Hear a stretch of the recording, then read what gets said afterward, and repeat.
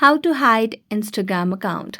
Hello everyone, welcome to this channel. I'm Emily and I'm here to help you out today. So without any delay, let's get started. So first of all, launch the Instagram application on your device over here and make sure that you're logged into your account.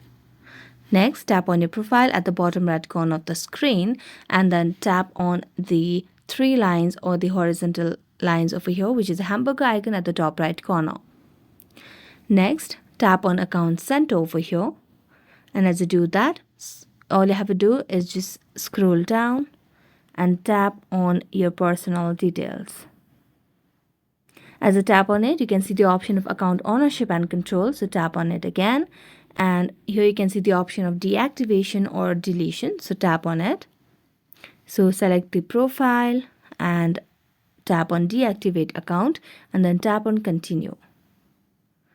So you just have to mention your password over here and you'll be able to deactivate your account, and this way you will be able to hide your Instagram account as well. So thank you so much for watching this video and see you next time.